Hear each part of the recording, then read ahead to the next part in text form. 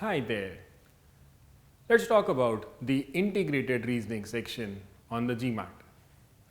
The integrated reasoning section, since it has been introduced in 2012, has created a reputation which falls under two categories. Some people think it is of no use because the business schools that these people are applying to apparently put no weightage on the integrated reasoning section. Many others who practice integrated reasoning through the free material available online, including the GMAT prep, find integrated reasoning, or IR as we usually call it, a real headache. You might ask, why did this reputation develop? Well, one reason obviously is the lack of available practice material. Second, and the more frequently cited reason is that your integrated reasoning section comes right before the adaptive nature quantitative reasoning section. And therefore, balancing your efforts over the two sections becomes a challenge because IR has questions which can exhaust you. And if you get tired in IR, how do you survive the quantitative reasoning section? That fear actually is a myth. But instead of catering to the myth, let's work on how to improve your performance in the integrated reasoning section. To make sure you get a good enough score on the integrated reasoning section, remember this. The IR section tests multiple reasoning skills.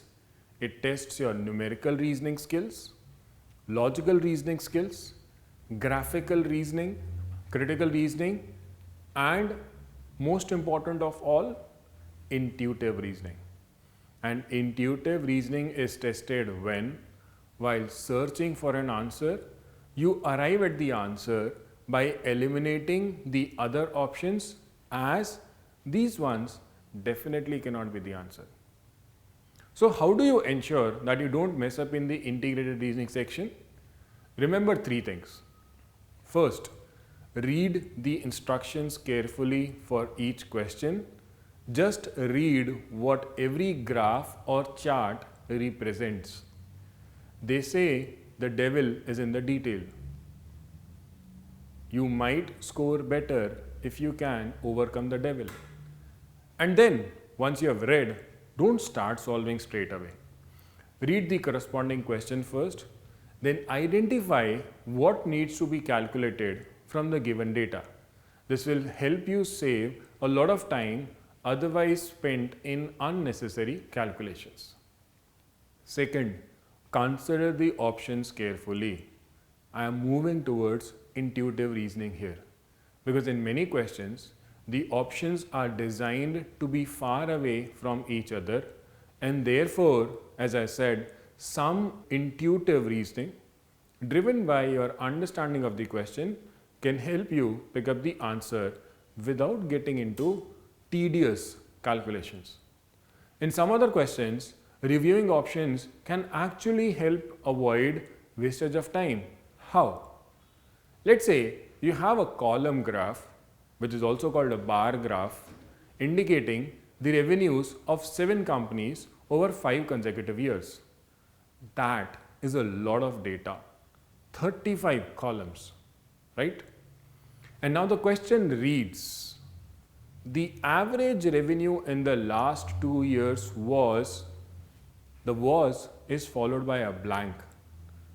The blank is actually a drop down box. You will find these questions both in the practice questions that the GMAT provides and the questions that come with the official guide. So the blank is actually a drop down box from which you can select your correct answer. If you start calculating straight away, you might be disappointed because often in such questions, the answer is more qualitative than quantitative.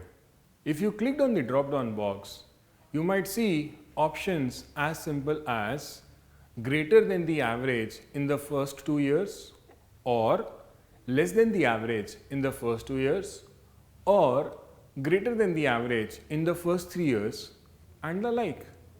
And these comparisons often are easily visible merely by comparing the graphs, not by calculating numbers.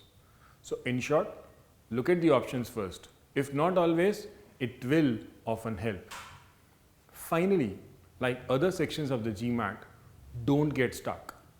Multi-source reasoning is one such question type which, if you do not understand, can take you 10 minutes to solve and instill a panic that will not just spoil the IR section but both the sections going ahead. I have said it many a times. Your score does not really depend on a single question. At the same time, multi-source reasoning checks your ability to understand the essence of volumes of data coming from multiple sources and know what to extract from that data to answer which question. Questions in multi-source reasoning therefore are easier compared to other question type. Simply understand the gross relationship amongst the information given in various sources and move to the questions.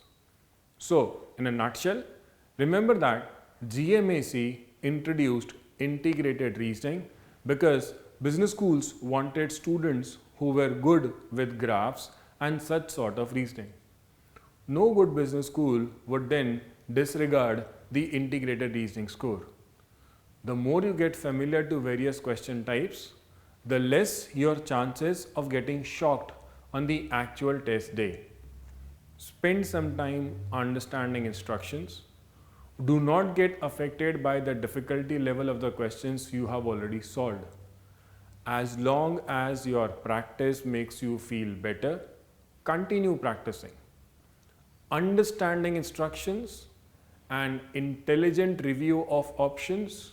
I say intelligent because I don't want you to focus only on options, but yes, realizing that at times options are good enough to help you arrive at the answer and not getting disappointed by a bouncer of a question are the three things that are at the core of integrated reasoning.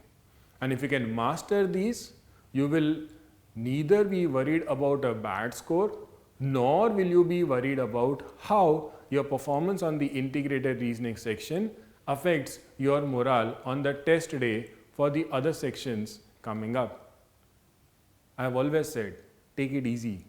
Remember, you are preparing for a manager's life ahead. Managers must have good reasoning skills, both for their day-to-day work and, more importantly, for their appraisals. Enjoy sharpening your reasoning skills. Good luck.